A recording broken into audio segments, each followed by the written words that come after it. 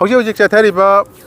Manipur government ki akhoi president rule leirigai maraksida akhoi eviction ki mafam khudimakta chathariba eviction si Yairipok maigai gi haijaba tare Ngariyan forest to Yairipok Thongkhong bauchi tang taruk tagi hauna akhoi eviction si chathabani adu yamna laibak thibadi hariba tang taruk tagi hauriba eviction si akhoi na moina akhoi gi concern SDO STC sina akhoi mari leinariba yum singsida salaga khoina hana prior oina moina salaga magi red mark pireraga moina hana survey ma sat piraga nangi si sibaw sui nangi sibaw si encroach ni haina habidaba khudak ki oina moina change tingeraga masigi si khudak ta sisue na admaina haidna tawbasi da ngarang si thugai basi ubadagi khoi si nungai tadana lakadoriba haibati mathang thugai ga eviction singsi akoina tawbigadaba leiragadi hanana moina survey ma satpiro adugi matangda mark ama tawbiro marking dugi matungi na moi thugaibi ko sukai de yumje loin thugaibi ko sukai de akoi eviction gi mayokte leijabana chede tanguma sung prior information hai tare moi publicity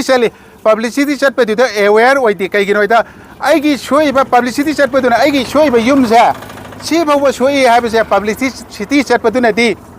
masak khangan de ba tak de ba aduna koina haijabana matam khara pibiu अखोइना युम से सिबाव सुए हाबदु खंगजरगदी माने सिबाव जी माने फजना modification तौदना तमना थुगाइजरगा युमदु माने सिबाव जे इंक्रोचर ने अदु खंगागा तौजना बगिदमक्ता अखोइना SDO दा हाइजरुबदा एसडीओ ना हुजिपुदी याबिरे लोइना प्रेसिडेंट रूल मनुंगसिदा इविक्शन जी तौबीबगा लोइना ना प्रेसिडेंट रूल मनुंगसिदा लेरिबा मणिपुर की लंबी थोंगसिंगजे इंक्लूडिंग अखोइगी केंद्रसिदा अंद्रो केंद्रसिदा लेरिबा लंबी सिंगजे प्रेसिडेंट रूल मनुंगसिदा फजना सेंबिरगदी हेना प्रेसिडेंट रूल जे बीजेपी की मतमसिदा लेरिबा प्रेसिडेंट रूल जे हेना थागा चगनी हाइना सुमाइना थमजगे कोई सिगी परिंगसिदा लाइजे खुदकता हाना मतमबुदी पीबीगरे सुमाइ जे 6 दगे खु सुमाइना लाकनी हाबिगरे तौबदबो अखोइना सिदोक टाइमिंग जे मे फंगजदबा मोइना हाना लामना सोरो पाथोप चांग सिबु लाकने हाइबा ngarang lakpनि eviction तौबजे कदाइ बुनो हाइबसिदा अखोइदा चपचाबा तन मफम पीबीदबा अखोइ सिदोक चरे एडवांस ओइना मोइ लाक्ति मतम अखोइ सिदोक चरे तौबदबो लाकु मतम मखोइना खुदक ओला खुदक सिबोंने हारगा सिदोगा पब्लिक अखोइगी वा अमुक ताबीदबिदा सरकार न ngam हाइ मतागुम लाइबा मयाम ngam हाइ मतागुम हेता पोसे हेता जेसीबी जी सेना के त चिंग हाइबीबा हे थुगाइबीबा सी पोसे दे पब्लिक अमोइना खतंग नुवाइजदे सिदोक पे नियम जो सोक तागदे बेरंता सोइबा जगा पुरा कथबियो अदगी युम सोय युम कथबियो मदु सुना नतबिदा मिचंग मिखाइ नाइबे टाइपता आइगी युम लेइबा युम सीजना हेक्ता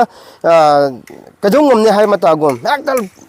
फुनजान थुगाइबिरंबा खरा कांबु खरना मचे थुगाइरगा मथकी सरोय थममगुंबा अदगी खरा आइसिंगसी थुगाइरे हयेंग थुगाइजेगे हायरगा हेक टोपगुंबा सिगमै पोट तौबजे सी कितंग खक मिचंग मिखाइ नाइबे पोट मखत उबजे तसिना पब्लिक अम ओइना खoi तसिंग नुवाइजदे सिदोकबियो कैसु काइदे सरकारगी लम अखोइना हुराला सारोबने हाइबदो हाइबियो कैसु काइदे तबुदु सिदोकपा तागदि नियम चुमना सिदैना सिबोंने हायरगा सिदोकपदा आइगी सिदोइ सुमाइना मी खुदि मगलो सिदोकपियोबा संग लेतबा अखोइगिदि अखोइदि ngasi ut onal lehore संगल मोईगी कम तौगदी लेबाक संग लेब अखोदी लेब याद्रब्रा पोटना अखोना लापीब डिपार्टमेंट अखोना हंजरीब क्वेश्चन